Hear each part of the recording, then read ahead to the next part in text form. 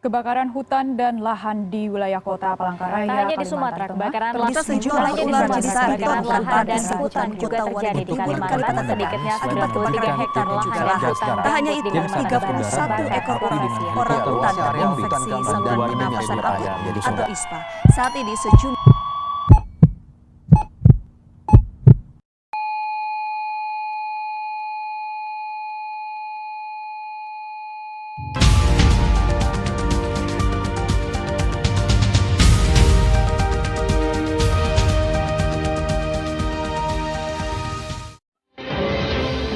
Selamat siang pemirsa, kembali lagi dengan saya Della Gustia di acara CNN Yogyakarta.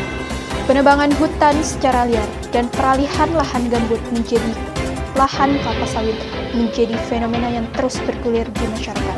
Pasalnya, hal tersebut dapat memicu terjadinya kebakaran hutan yang dapat membahayakan kesehatan manusia maupun flora dan fauna di dalamnya, dan tentunya menjadi perhatian masyarakat lokal hingga global. Inilah Indonesia. Indonesia adalah negara yang kaya akan keanekaragaman hayati. Bahkan, Indonesia dijuluki sebagai paru-paru dunia. Walaupun luas Indonesia hanya 1,3% dari luas daratan dunia, diperkirakan sebanyak 300.000 jenis satwa liar atau sekitar 17% satwa di dunia, 12% spesies mamalia dunia, 7,3% spesies reptil dan amfibi, serta 17% spesies burung dari seluruh dunia terdapat di Indonesia. Sayangnya, hutan Indonesia tidak selalu berkembang dalam keadaan yang baik-baik saja. Penebangan hutan secara liar dan peralihan lahan gambut yang memicu kebakaran hutan menjadi isu yang selalu muncul setiap tahun. Inilah luas kebakaran hutan dan lahan kita setiap tahunnya dari tahun 1982 sampai 2019. Kebakaran tahun 2015 masih menjadi sejarah panjang di Indonesia. Seluas 2,61 juta hektar hutan dan lahan terbakar. Pada bulan Juni sampai Oktober 2015 tercatat 120.000 titik panas, di mana 33% atau sekitar 869 hektar lahan gambut terbakar. Badan Nasional Penanggulangan Bencana menyampaikan kerugian finansial akibat kebakaran tersebut mencapai 221 triliun rupiah, terdata 24 orang meninggal, 600 jiwa terjangkit ISPA, dan 60 juta jiwa terpapar asap. BRG atau Badan Restorasi Gambut Republik Indonesia memiliki target setiap tahunnya. Target restorasi gambut pada tahun 2016 sebesar 30%, tahun 2017 20%, tahun 2018 sebesar 20%, tahun 2019 20%, dan tahun 2020 sebesar 10%. Daerah prioritas untuk direstorasi berjumlah 7 provinsi, yaitu Provinsi Riau, Provinsi Jambi, Provinsi Sumatera Selatan, Provinsi Kalimantan Barat, Provinsi Kalimantan Tengah, Provinsi Kalimantan Selatan, dan Provinsi Papua. Gambut di Indonesia terbentuk antara 6.000 sampai 4.000 tahun yang lalu dengan waktu pembentukan antara 0 sampai 30 mm per tahun. Luas lahan gambut di Indonesia mencapai 20 juta hektar, negara urutan keempat yang memiliki luas lahan gambut terbesar di dunia.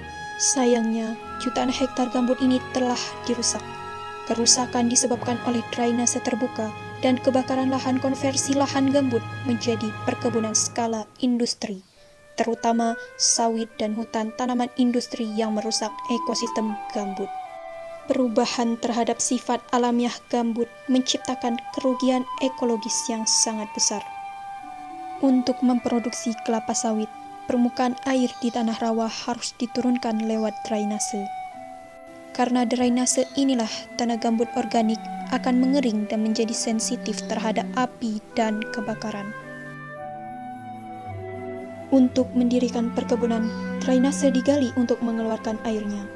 Apabila airnya dikeluarkan, bahan organik yang didrainase akan dipecah dan dibuang sebagai karbon dioksida atau CO2 ke udara yang menyumbang pada perubahan iklim. Akibatnya, tanah akan kehilangan air dan tanah karbon akan menyebabkan penyusutan sebanyak 3-5 cm per tahun bagi tanah gambut. Inilah yang membuat bentang alam menjadi bertambah sensitif terhadap banjir. Apabila musim hujan dan pada musim kemarau, oksidasinya akan berlanjut. Permukaan tanah menjadi semakin lama semakin rendah dan berpotensi kebanjiran yang berkali-kali lipat dan berkepanjangan setelah hujan. Setelah 30-50 tahun, bentang alam akan begitu banyak turun sampai drainase tidak dapat dilakukan sama sekali. Akibatnya, seluruh daerah akan kebanjiran dan tanah akan menjadi gersang serta tidak produktif sama sekali. Pada kebakaran 2019 lalu, Yayasan Madani Berkelanjutan menemukan 836 titik panas di perkebunan kelapa sawit, 247 di konsesi HTI, 170 konsesi HPH, dan 111 area PIAPS. Restorasi gambut memerlukan dukungan semua pihak. Situasi sudah sangat rentan, 99,2% gambut kita dalam keadaan rusak. Pemulihan ini tidak bisa berjalan dalam waktu 10-20 tahun saja. Penting bagi Presiden memberikan koridor untuk pengintegrasian pemulihan gambut dan menjadi rujukan dalam mengejar pertumbuhan ekonomi Indonesia. Jika kita ingin selamat dan bangkit pada tahun 2045, gambut harus selamat. BRG harus mampu mewujudkan visi untuk kondisi ekosistem yang mampu mendukung pembangunan berkelanjutan yang berdaulat, mandiri, dan berkepribadian berlandaskan gotong royong. Setiap orang harus dapat menjadi agen pembangunan berkelanjutan yang memerlukan pengetahuan, keterampilan, dan attitude yang dapat mengerahkan mereka dalam tujuan pembangunan berkelanjutan. Maka dari itu dibutuhkan pendidikan yang dapat menunjang tujuan pembangunan berkelanjutan atau yang lebih dikenal dengan Education of Sustainable Development atau ESD. Baik, sekarang kita sudah tersambung dengan reporter kita yang berada di Kalimantan langsung. Baik Fitra, apakah sudah tersambung?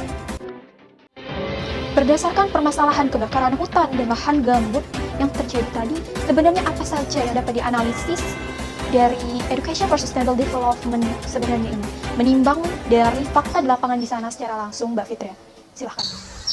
Ya, baik Dela, izin melaporkan langsung dari daerah hutan di sekitar Bangun Kasihan, Bantul. Baik pemirsa, dapat dilihat di sekitar saya ini masih banyak pohon-pohon yang masih kokoh berdiri, sedangkan di samping saya sebelah kini area hutan sudah menjadi area pertanian. Seperti kasus yang disampaikan oleh Dela tadi, sedikit kasus pengalihan fungsi hutan dan lahan gambut dengan pembersihan lahan melalui pembakaran hutan. Oleh karena itu perlu dilakukannya pendidikan berkelanjutan. Pendidikan ini disebut juga Education for Sustainable Development atau sering disingkat ESDG. Pertama, dikenal dengan Environmental Education atau pendidikan lingkungan hidup. Angka pembukaan lahan yang dilakukan melalui penebangan dan pembakaran hutan yang sering dilakukan oleh perusahaan perkebunan sawit cenderung tinggi. Kasus yang sering sekali tercatat adalah pembakaran hutan yang dilakukan oleh manusia baik disengaja maupun tidak disengaja. Pembukaan lahan dengan cara dibakar ini dapat memicu kerusakan lingkungan dan punahnya keanekaragaman hayati. Dan yang kedua adalah welfare education atau pendidikan kesejahteraan. Tak sedikit media massa yang menyoroti hutan yang dikunduli hingga peralihan lahan gambut yang menyebabkan terjadinya pembakaran hutan. Tanpa disadari, pembakaran hutan yang ada di Indonesia membawa dampak besar bagi kesehatan, pendidikan, pendapatan, hingga lingkungan hidup masyarakat. Sebagai contoh, asap yang dihasilkan dari proses pembakaran hutan ini akan membahayakan kesehatan masyarakat yang menghirupnya, akan menyebabkan gangguan fungsi paru-paru, gangguan distribusi oksigen dalam jaringan tubuh, nyeri dada, aritmia, jantung. Itu dari segi pendidikan, pembakaran hutan menyebabkan anak-anak terpaksa belajar di rumah. Mengingat pembakaran hutan akan menurunkan tingkat vegetasi hingga tanah menjadi tandus dan gersang. Selain itu, tanah juga sulit untuk ditanami, menyebabkan tanah longsor dan banjir. Sehingga kesejahteraan masyarakat di sekitarnya menurun karena memiliki kualitas lingkungan hidup yang kurang baik. Selanjutnya adalah development education atau pendidikan pembangunan. Berbagai macam tumbuhan dan hewan yang dimiliki Indonesia menjadi sumber keanekaragaman hayati yang bermanfaat bagi manusia maupun makhluk hidup lain. Penggundulan hutan yang dilakukan dengan cara dibakar dan tentu saja peralihan lahan gambut menjadi area perkebunan atau pertanian. Meskipun penggundulan hutan ini membawa beberapa dampak positif, Tetap saja penggundulan hutan menghasilkan lebih banyak dampak negatifnya. Sekian Dela. Baik, terima kasih Fitria atas laporannya langsung dari TKP ya.